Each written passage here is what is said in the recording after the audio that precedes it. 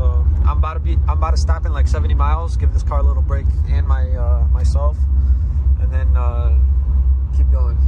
I gotta catch a bus at 5:30. It departs at Cincinnati. So as long as I make it before 4, I'll be fine. I'll have enough playtime to not rush. Look at the rain.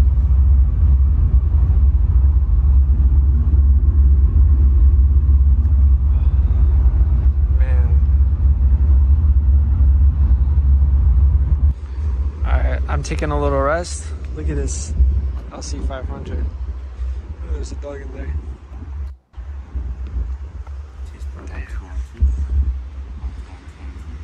Here's my car.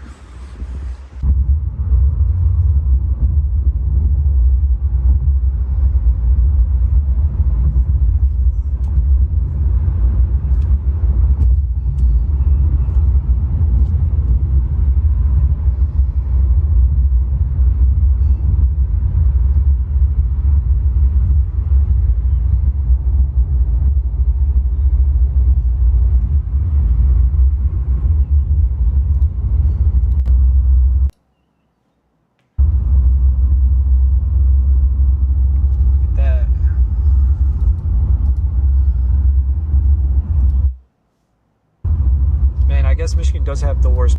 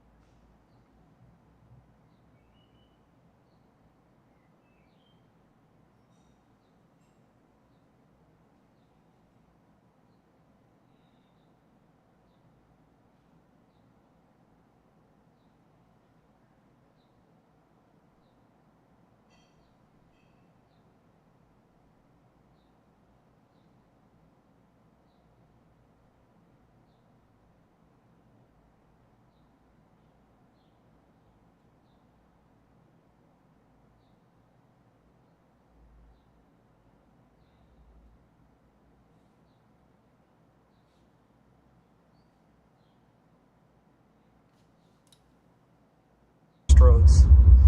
These roads are so smooth. And we're in Ohio.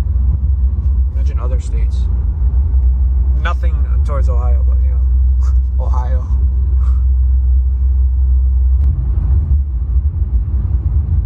Look, there's a ZL1 right there.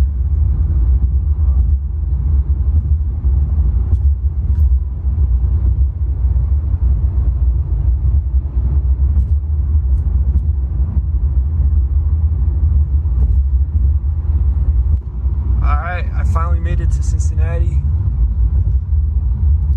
Got gas halfway. We're about 40 minutes out.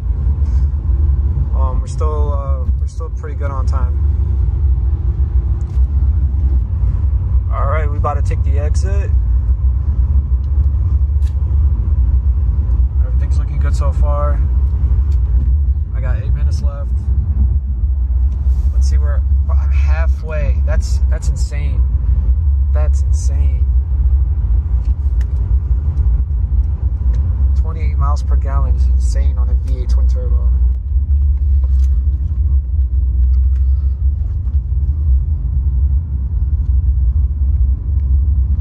Alright, we about to turn in. This area.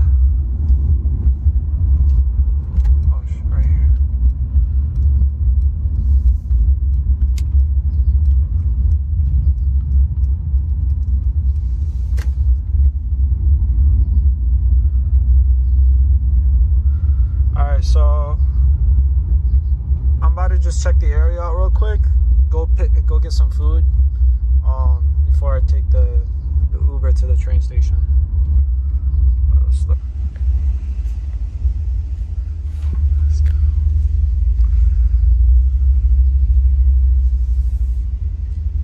I got a little what is that, a CLS? I can't see. Oh no, this is C63. Man, the wheels on that. Look at this. Alright, we made it. Yo, charge. Look at this beast. I'm gonna rip all this apart just so it doesn't look goofy and they're gonna laugh at me at the shop. Like, what is wrong with this guy? It was only 4 hours, but you know, I had to be extra careful with my baby. Alright, so I'm gonna end it there. It's gonna take a couple days. They should have already got the downpipes from Taiwan, FI exhaust. And I will do a dyno pull before I leave this shop and when I pick it up, so stay tuned. Bill. Hey. Hello. Good morning. How are you? This is a pleasure. So wait a sec. Where am I? What am I doing? And why on earth am I sitting next to Bill Gates? Well, I've flown to Senegal in Africa to learn how AI is being used to try and solve the biggest world problems. He's hosted this event called Grand Challenges, where he gets together lots of people with ideas on how to solve these problems, and then funds the projects that he thinks have the most potential. I have to say, I have always been very cautious about AI, but coming here the last couple of days, I've seen so many things where I've just been like, wow, this makes sense. So I read your blog post online, and you talked about this idea that in your entire life, you've experienced 2 technologies that you would count as revolutionary. The first was when you saw the graphical user interface, and then from what I understand, that kind of shaped a lot of what Microsoft ended up becoming. But then the second was what you experienced with AI. What part of that made you so convinced that that was the second? There has been progress in things like picture recognition or speech recognition, what you might call fairly low-level things. What we didn't have is an AI that could read and write. I kept challenging the people at Microsoft OpenAI with the specifics like, can you pass a test? So you set them this task of like, solve this biology AP paper. It'll probably take them like years, and they came back in a few months. That's right. And that night we were like, whoa. Now, what was especially cool about this is that the reason Bill picked this biology AP paper is that it's, well, A, particularly tough, but also B, it's one that can't be solved by just regurgitating information, which at this point is all AI could do. It required critical thinking, but that AI, it didn't just pass, it achieved the highest possible score on it. In fact, I think a lot of people in the last year have had that experience of saying, wow, what can it do? And how do we apply it? In the vertical where we're seeing it, most clearly is in coding, whereas you type, it suggests things, it helps you with testing, and already people are like 30% more productive.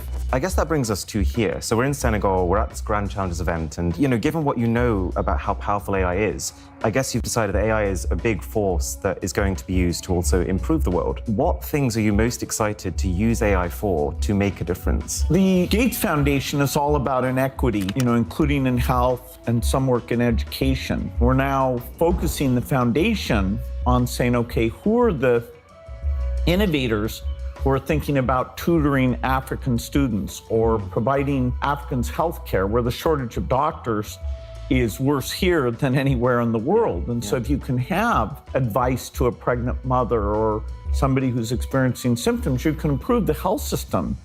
Now, you probably have like 1,000 questions at this point. I did too, because it's a big thing to even suggest that AI can help to solve global inequality. Because with most new technologies, inequality actually gets worse. It's usually the wealthy that have access to it and can afford it and therefore benefit from it, while those that can't are left behind and the gap is widened. So exactly how does that work? Well, according to Bill Gates, there are 4 avenues in which AI can actually help to shrink the gap. For farmer advice, educational tutoring, patients directly using the AI, and healthcare workers using the AI. So those are kind of the 4 areas that now we want to bring those innovators together and help them. So for farmers, one key thing that AI can do is pull together the information from weather forecasts, satellite images, various sensors, and even specific news outlets to tell them in simple terms when they should expect a new crop disease outbreak so that they can actually take preventative measures. For education, we're very used to the idea of the classroom being one teacher, 30 kids in front of them. But in a lot of less privileged areas,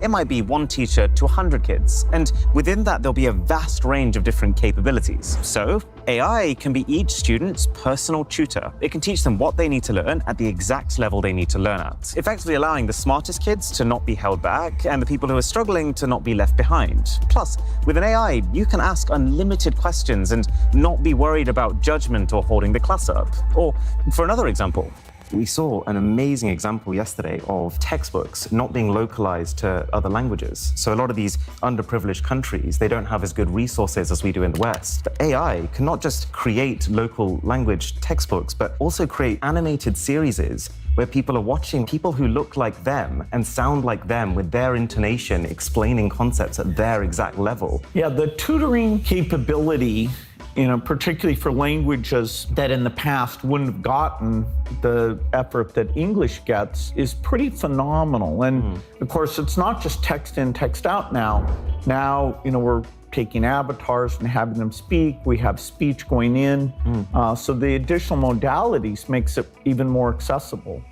And then, for patients, AI can be a way for them to have some medical support when otherwise they might have none. If it feels like hospitals in the UK or the US are understaffed, because when you go in you have to wait hours before getting seen, then in some parts of Africa, turn that hours into weeks. The queues are so outrageous that, no joke, every single year, millions of people who are completely savable are dying just waiting to be seen. But think about it, if every single patient had access to an AI chatbot that was trained in medical procedures, then at the very least, while waiting for a doctor, they could at least take steps to stop things getting worse. Plus, the added layer for a lot of these countries is they have very low literacy rates. So just handing out medical leaflets or telling them to Google the solution isn't going to be very useful. But an AI chatbot that can actually talk to them, that absolutely is. An AI that you can talk to in your own native language that basically does the internet scouring on your behalf and then just speaks the results back to you. The medical advice, whether it's your mental health or your physical health, your diet, the fact that you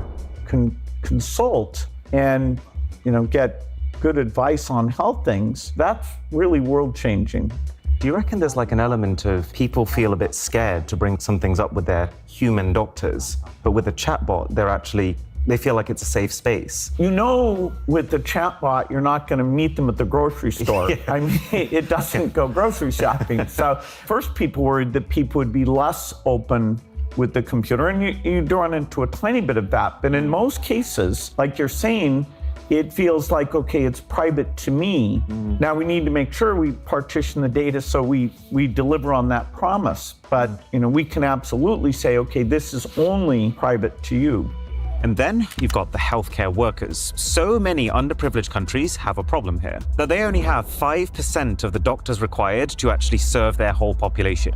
How do you fix this? Well, build them AI tools that can save them on all their busy work. AI that can handle their clinical notes for them, for example. AI that can recommend the best course of action, so a doctor just has to approve it instead of writing the whole thing out. An AI that can have a look through every radiology scan before the doctor's even seen it. Which would mean that instead of the doctor starting from scratch effectively every single time they open up a new scan, they're actually starting from a scan that's already been pre-checked, with an AI having gone through and highlighted every single possible risk factor, at which point all the doctor has to do is to go through those risk factors and then decide if they agree or disagree with its assessment. AI that does this, it actually exists now and is already making doctors faster and less likely to miss things. Okay, hopefully you're starting to see that the potential here is great, but we also have to be really careful with AI. I wanted to touch on bias, because that's a question I had. How do we avoid bias in these new AIs that you're trying to help build? It is fair to say that getting data sets of disease prevalence and things like that into the models, that'll be important.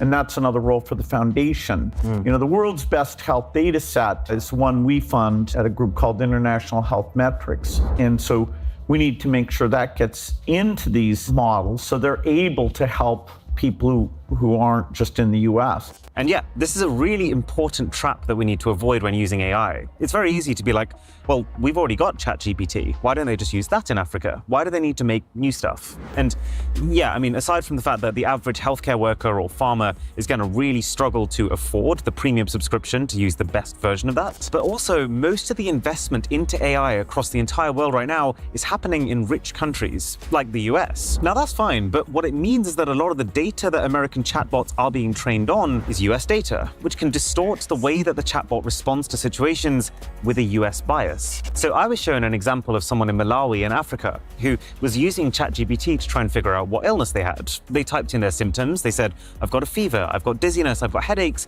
And ChatGPT was like, well, you have the flu. That was incorrect. The person actually had tuberculosis, but because the rates of tuberculosis are so low in the US, ChatGPT didn't even consider it as an option. Now, bear in mind, this doesn't even need to be a conscious bias for it to be a problem. Like, just for example, if you say, trained your AI on global health data, you might think you're doing a fantastic job, but the problem is the richer countries report more health data, which would mean that as far as your AI is concerned, the problems in Western countries will be far more heavily weighted and will therefore become the focus. So ChatGPT can be the basis on which these new AI models are built, but there is still clear merit to actually training those models using local data. The other important question with all this AI stuff is, do you really want AI to be making these big, important decisions instead of a human? No. Not really. I think that would be a bad idea, especially for the time being while AI doesn't have the reliability or the accountability that it needs. Which is why it's really important that all these tools that are being built right now, they're being built to focus on decision support, a way to help people make better decisions as opposed to decision replacement, making those decisions for them. But there is still one big question mark. If these AI tools in these underprivileged places can be such a big help, why has no one made them yet? So a lot of what you're seeing here is like a market failure. Or in other words, a situation in which leaving profit-maximizing companies to their own devices has not resulted in the best outcome. If there was a demand for a chatbot for students in underprivileged backgrounds, it kind of would have been made already unless a market failure was occurring. And then you're coming in and being like, we're going to fund projects. Exactly. And so philanthropy can find those things and get involved.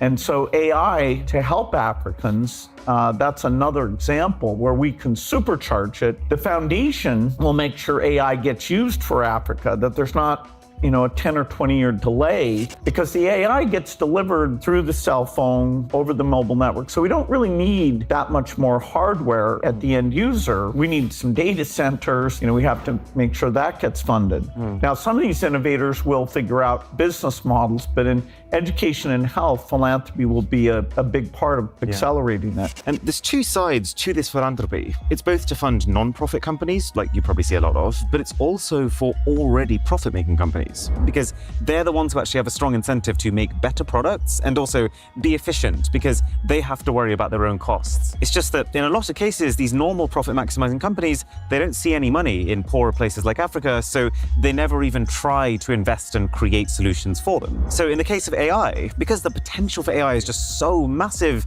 you could have a situation where the tools will all be built by the West for the West, and the levels of global inequality will skyrocket to the highest they've ever been. And that is where philanthropy comes in the form of grants for new companies who want to start up with the objective of solving these problems, and in the form of subsidies for existing companies to help give them an incentive to refocus on not just the rich parts of the world. Got a quick rapid fire round for you. Okay. What phone do you use? I use a Samsung Fold. Oh, you use a Fold? Yeah, it's pretty nice. Nice. What made you choose that? I'm very PC centric, but sometimes I like to read magazines and news, and so that gives me enough screen. I'll go to my PC when I'm writing documents, but for reading this works very well. Wicked. What's your favorite app right now? I use Outlook a lot. That's my sort of center. My kids criticize me for that. One gadget that you can't live without? Well, my PC. I'm still, I like a big screen. Who's your favorite YouTuber? Good question. Wow, my favorite YouTuber. I watch tennis, there's poker, there's bridge, there's, Ukraine. It's always just serving up just such a variety of things. Your favorite's the algorithm. Yeah, I guess. That's dangerous. Well, thank you very much, Yeah, Phil. great This to was a see pleasure.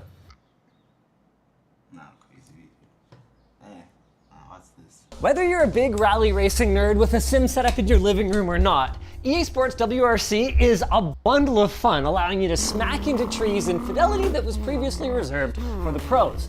But just how much do you need to spend to have a satisfying sim racing experience? To find out, EA Sports handed us 1 metric bushel of sponsorship money and basically said, I don't know, do whatever you want, as long as you work in a few talking points about the game.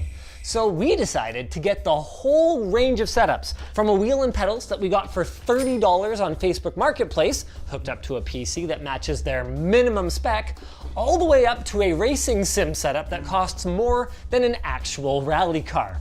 Is it worth it to spend a bit more cash on your rig? Or would you be better off sticking with a PS5 controller? Because, not gonna lie, that's looking like a very real possibility right now. Meet the Thrustmaster T80 Ferrari Edition. Side note, guys, you absolutely should not pay extra for the Prancing Pony logo. Just get an unbranded T80. We found this one for $30 on Facebook Marketplace, including some tasty feet pics. So that's the way you're gonna wanna go if you're aiming at a pretty basic setup. Speaking of basic setup, getting this setup is very easy. You just throw the wheel at your tech tippy friend and let him figure it out. Oh, interesting, and we're timing me. Excellent. And begin. To be clear, the point is not to set some kind of speed record for installing a racing wheel, but rather just to provide some convenience context for each of the various setups. All we gotta do for this guy is loosen the desk clamp without clamping this guy. I have personally done that before. Slide this bad boy onto here, tighten and clamp the desk clamp. Oh boy. I can kind of see leaving it plugged in, but just in a pile next to you. I suspect that's what a lot of people end up doing, but we're gonna go ahead and plug her in. Alex, was your genius plan to use this IKEA footrest to kind of angle the pedals, or am I moving it out of the way? That would be horrible. Okay, fair enough. Hey, but how convenient is that? Now you don't need a footrest. Ow, dang it. Okay. I am really not selling this very well, am I? Not the single most ergonomic. Okay, no, with the chair adjustments, we're gonna need a little bit more time. There, that's not so bad. Under 2 minutes. Hold on. You're missing something. What are you doing? You take them, jam them into the wheels like that. That's my pro racing tip right there. Okay. Then you don't slide back. Oh yeah, hey, that's not bad. It's mostly stops. 2 minutes, 30 seconds, just about on the nose. Let's fire up the game. Do we have a solution for the pedals? No, oh, I guess I could just put them against the wall.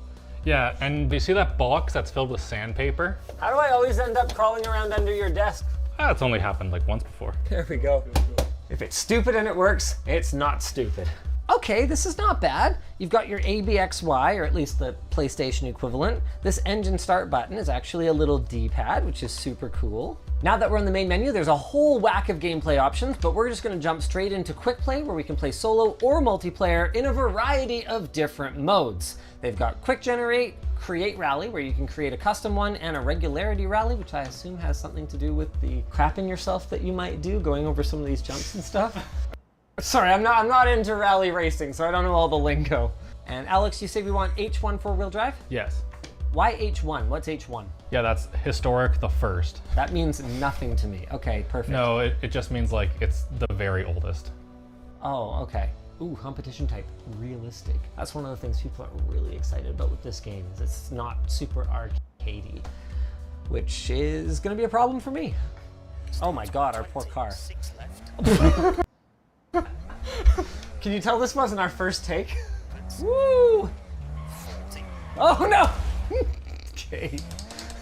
Things didn't take long to go sideways, and not gonna lie, I don't think I can blame the game for it. In spite of the fact that we're running on minimum hardware, so this is a 9600K with a GTX 1060, I'm getting about 50 FPS running at 1080p low without dynamic resolution scaling. Overall, pretty smooth gaming experience. I can't say the same for my wheel though. That doesn't mean somebody more skilled couldn't put up some decent times with this thing. Not everybody needs an expansive array of buttons and an Alcantara wrap. I mean, the shifting paddles are tactile enough and you're certainly not going to lose your grip on it. But it lacks any kind of force feedback, meaning that particularly for an inexperienced driver, not having any kind of feedback from the vehicle, you know, like steering a little harder when you're going faster or from the shape of the road, makes it really difficult to tell what the heck is going on, because all I have is the visual cues. Which, at that point, raises the question, why don't I just use a controller? Let's try this for comparison. The controller definitely has the convenience factor going for it. There. Here, let me start my timer. 3.67 seconds. Ooh. They've got integration with the PS5's rumble. Don't worry about my door, man. You worry about your door, okay? Oh, shoot, I'm gonna blow up my engine. Never mind my doors. Oh boy. I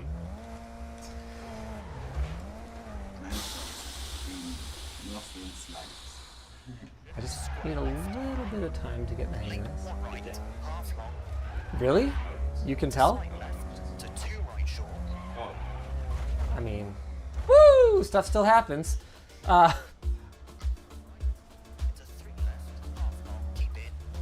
Okay, hey, we made it around that corner. Second gear, mind you, but we made it around the corner.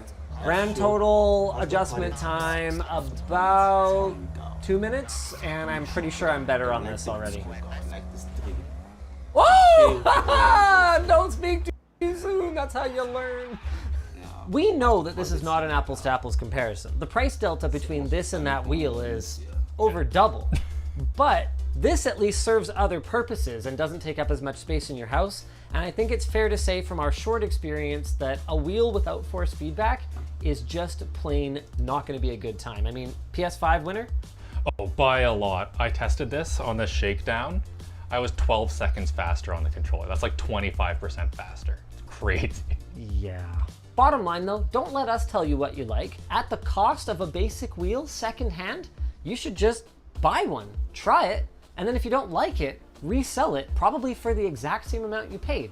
It's my favorite kind of free rental. I do it all the time. Of course, the real reason that we did this video was not actually to look at the extremes, both high and low budget, but rather so Alex could have an excuse to build his personal mid-tier setup on work time. Wait, what? Yeah. Okay, that actually makes a lot of sense and explains why we're at your house for this shoot. Guy's been genuinely stoked for this game since it was announced that Codemasters picked up the WRC IP, and he's put together a pretty nice but not unreasonable rig for it, starting with the GT Lite Pro from Next Level Racing. Once again, in theory, we just crack this thing open and it's off to the races. I'm making it look so easy. You really, really are not.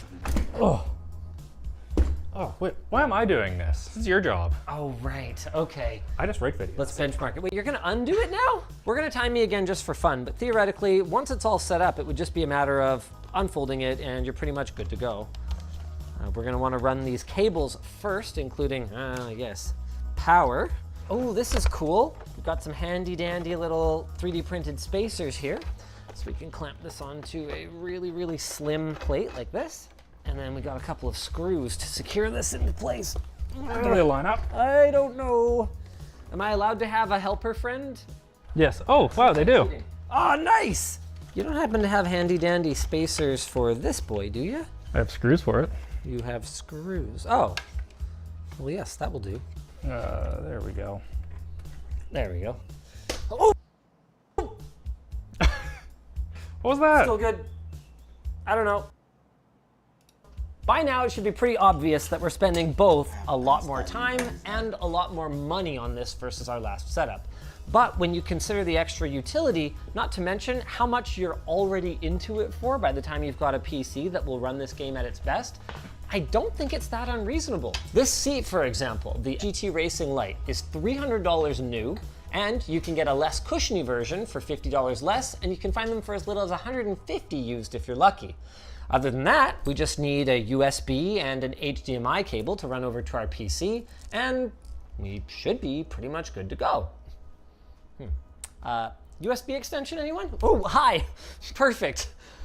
If you don't need USB 3 speeds, active cables like this one are an inexpensive and convenient way to extend the range beyond the official specification. As for what we're plugging it into, meet Alex's G27. It's the same racing wheel Logitech has been making for about 19 years, but the 2009 version of it that is not as good as the original one, but better than the ones that they have now. Yeah, how exactly does that work that they keep bringing out new ones that have less features and higher prices? Like the G920 doesn't even include a shifter anymore. The good news is that means you can get something old like this one, a G27, or even a G25, and still get a modern gaming experience out of it. These can be had for around the 150 to 250 US dollar range. By the way, we're not going to be running this stock. Alex, do you have some hair elastics handy? Oh yes, 1 second. Of course he does. I need to go steal them. So we go around here with 2. Okay. Hold it up. Wait, don't you One lift sec. an e-brake? Not in a rally car. You go. Yeah. Yeah, supposed to be what I know. That is hilarious. Now we just need a display. Mounting for a monitor is not included with most of these seats because it's typical for people to set this up in their living room or their family room and use their TV. But as a not forever alone, Alex doesn't really have that option, which is funny because she thinks it's not going to disturb her, I guess, but like, It's really loud. when the force feedback is running, this thing. Anywho, let's put this monitor onto this mount that you got from also Next Level Racing. And what are one of these worth? $100 or so. Okay. This is gonna be difficult. With the power of the LTT screwdriver. LTTstore.com. Okay, how do we get the other ones in now? That's the bit that I was concerned about. Oh, like this. Well, okay. You could. Oh. Okay, in all seriousness, though, I bet we can. Oi! I think we can get this last one. Hold on. You might want to back that off. Yeah, that one's not going in. Nope. That's a negatory. But the good news is that it's not going to get lost because it's trapped in there. You got to have a seat though, so we can get the height adjusted. Okay. Ugh. Oh goodness. balls. Oh goodness. I don't think you're supposed to get in from that side with the shifter, Alex. Oh, my mic's caught too. Now I can't. Oh, balls. Is this the right height for you, sir? It needs to go up a little bit. Wait, you want it that close? You want the Yeah. wheel covering that much of the screen? Yeah, it's fine. Oh, I mean, I guess that's sort of the experience. The FOV is like the biggest thing. Right, okay. Not bad. I mean, you don't have Ed's racing shoes. That heel toe, I mean, probably could have been a little better if you weren't in moccasins. You stay put, because I think getting in and out of there is not happening at this point. I'll get you set up, okay? I think we're supposed.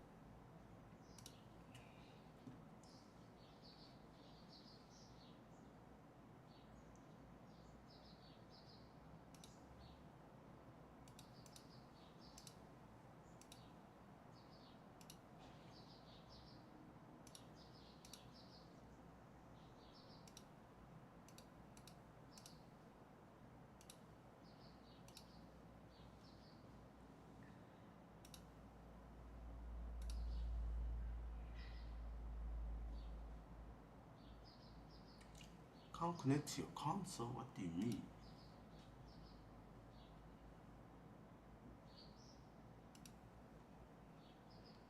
Danke, Kiel.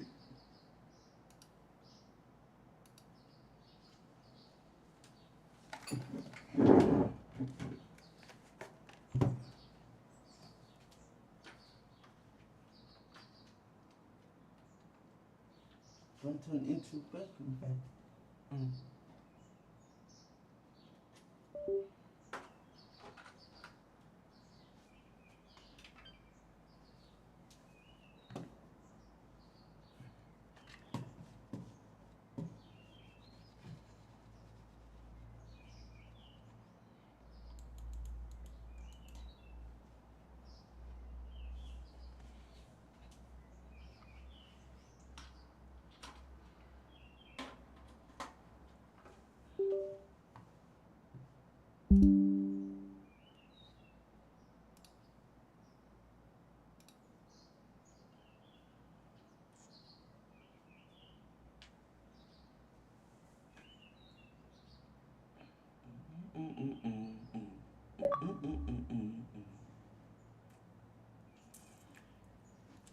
Yes, boys, you know what time is it?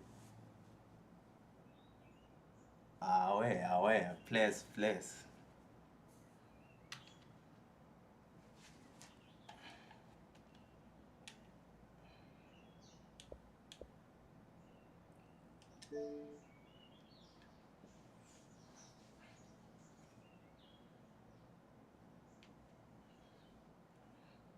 How's the stream quality?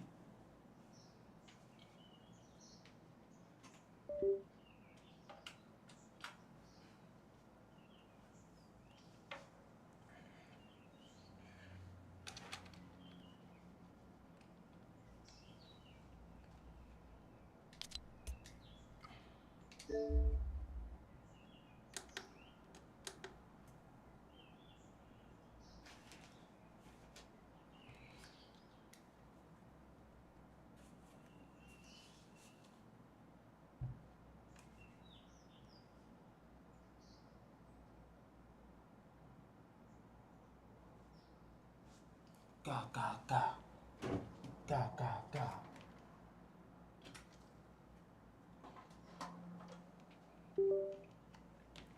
Ga, ga, ga.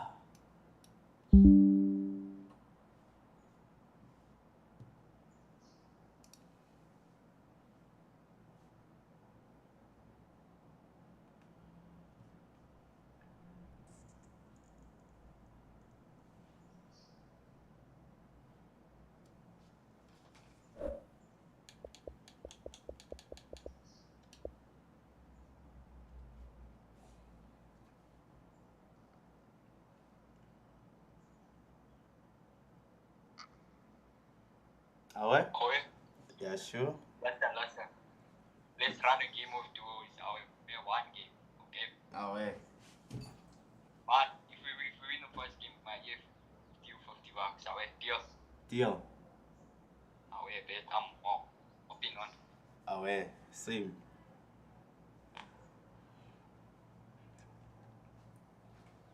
Ah, that's crazy.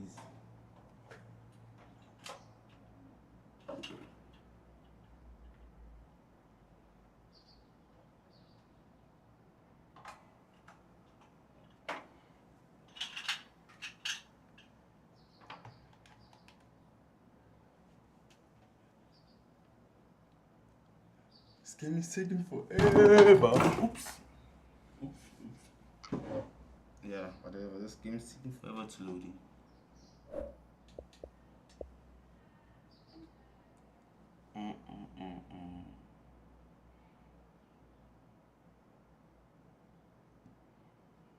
What?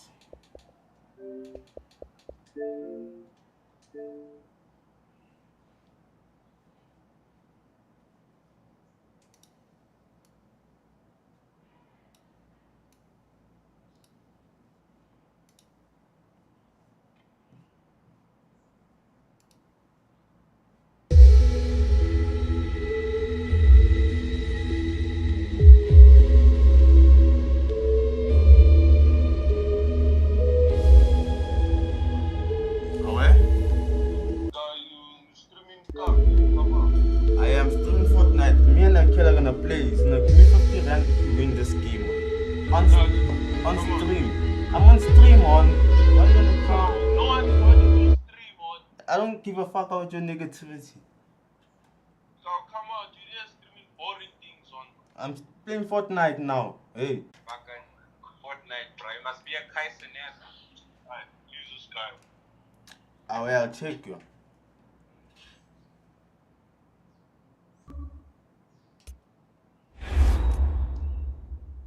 Send me an invite there, Akil.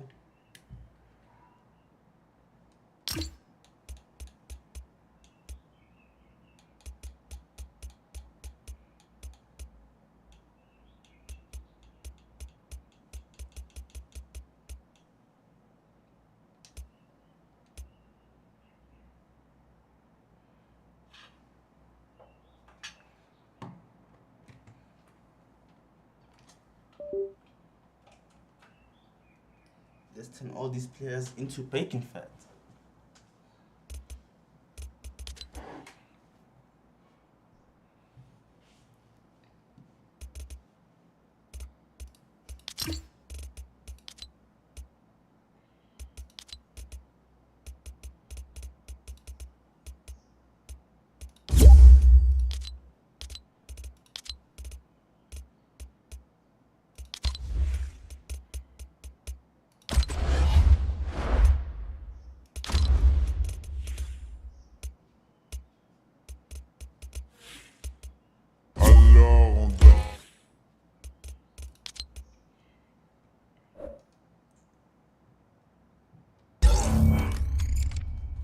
Ah ouais?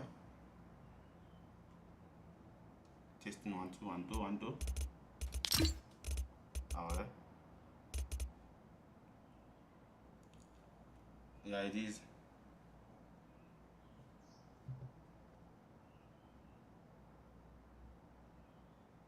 Ah ouais? Ah ouais? Hey, you back from Scala early? Ah ouais? Yeah, it does. Alright. How's the stream quality? My PC with OBS. I have a whole. I'm gonna show you my setup on Chase here.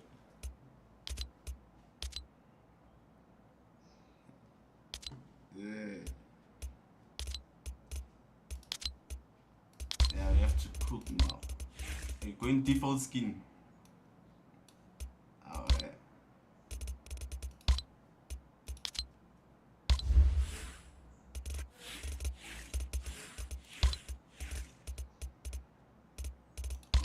Do you have the new FIFA? Almost. I also have it, but I have like 2 hours left of it. Wow, man.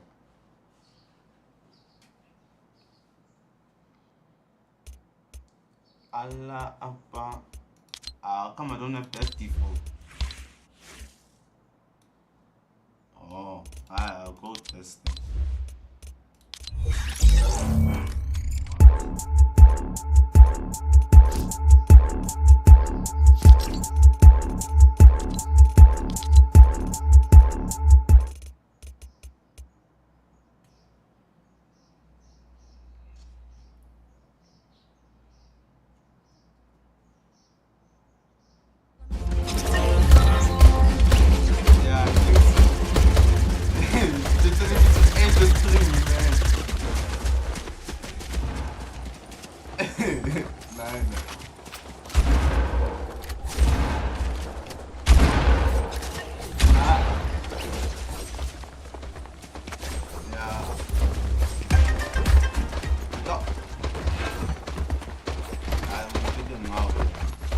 That man of Vital once gang money on. Once 1.7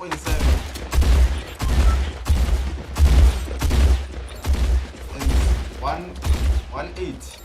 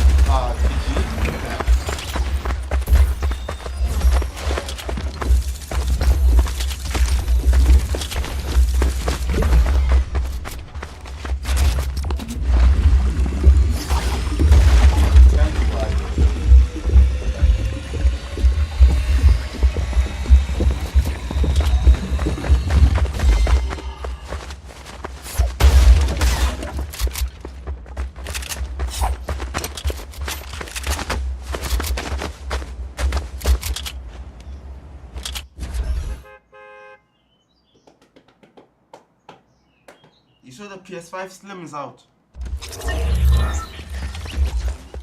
I think so. It comes with the new Call of Duty. Yeah.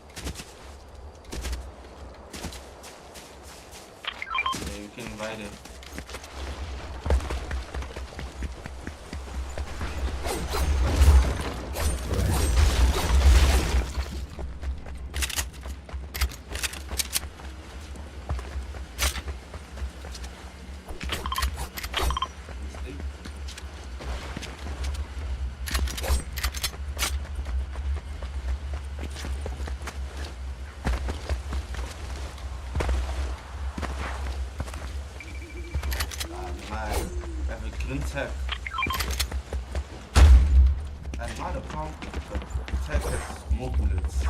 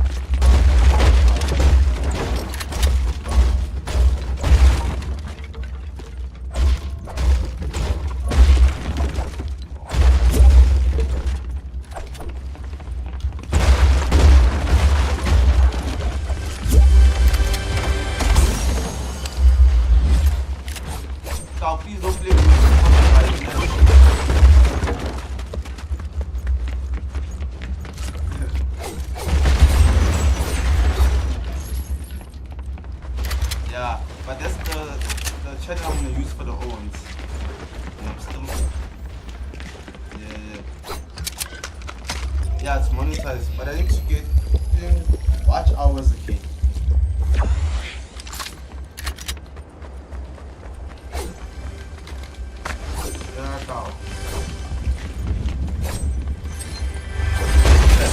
Can't you hear him?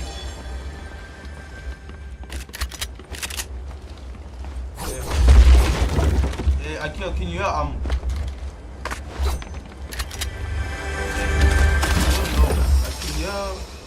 both of y'all, but I don't know the each other.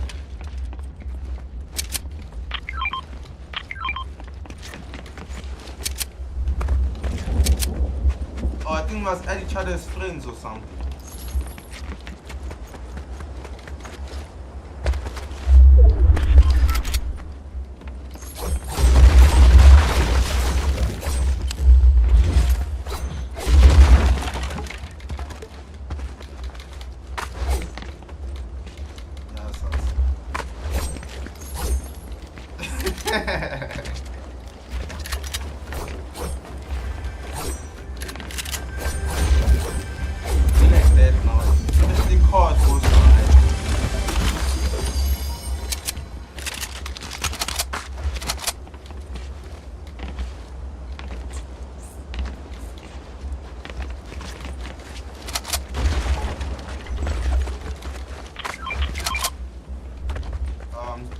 Stacking minutes.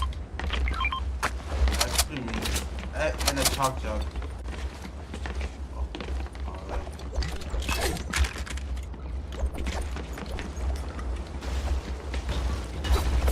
I'll start moving.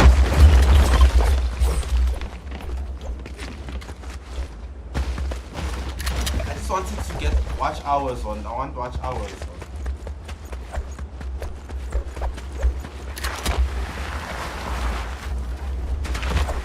Same thing, man.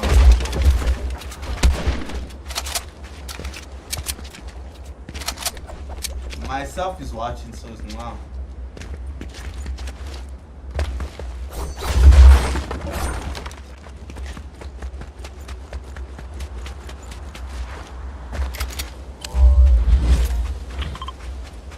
just my room is dirty one.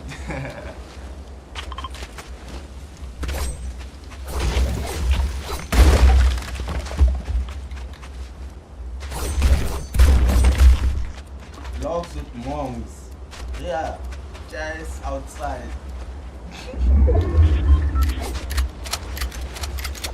Yeah, I'm sure they can. Check there. I'm not sure, but I'm sure they can.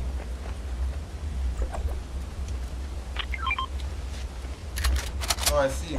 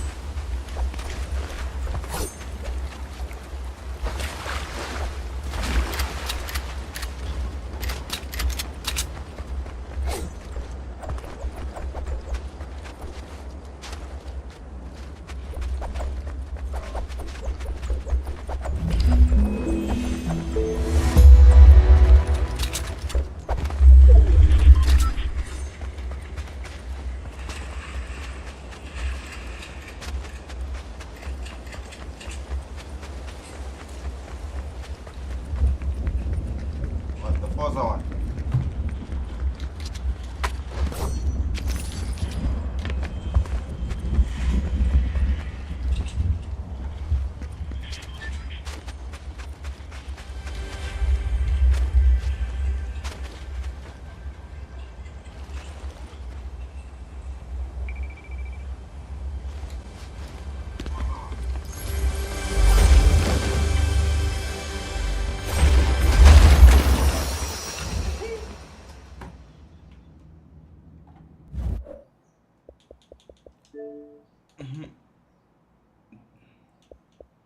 Be like that.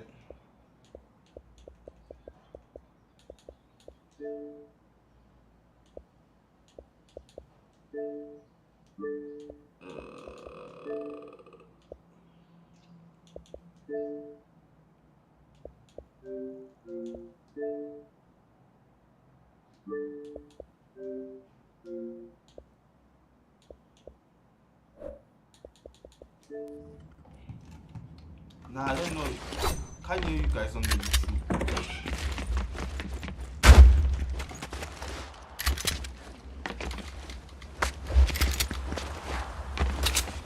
Nah. Everyone's gonna be like, what is it?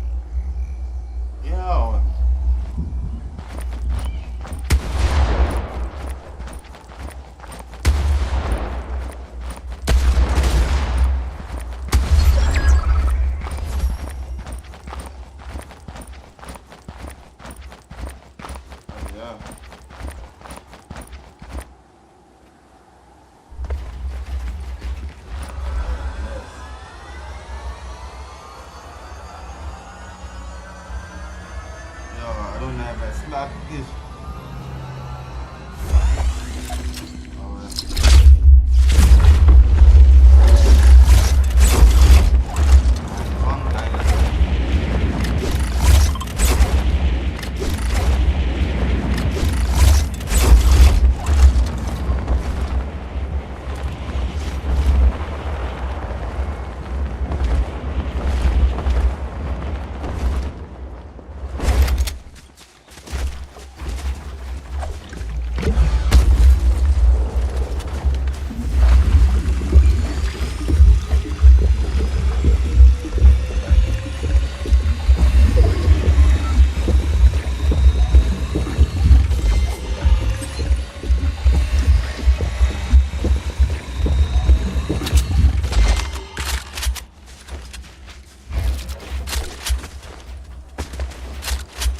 Come out with the hiding.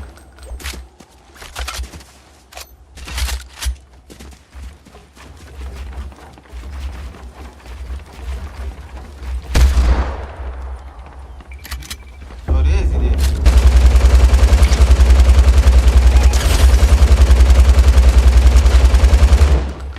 Oh, yeah.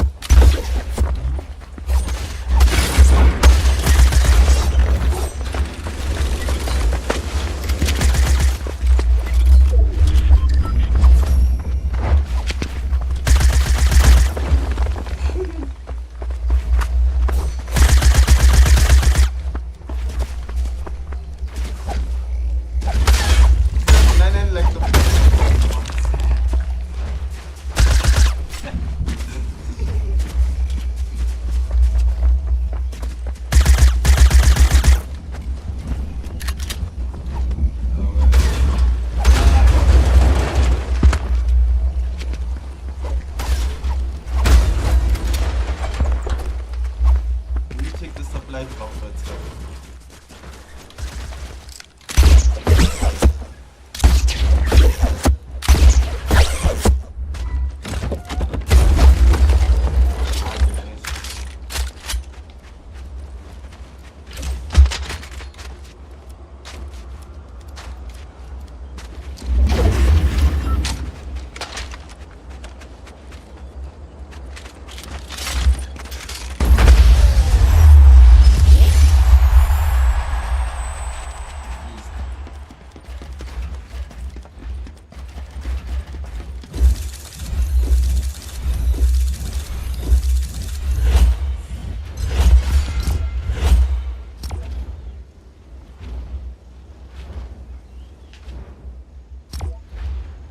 Why is calling the pose? He said, I'm a super common.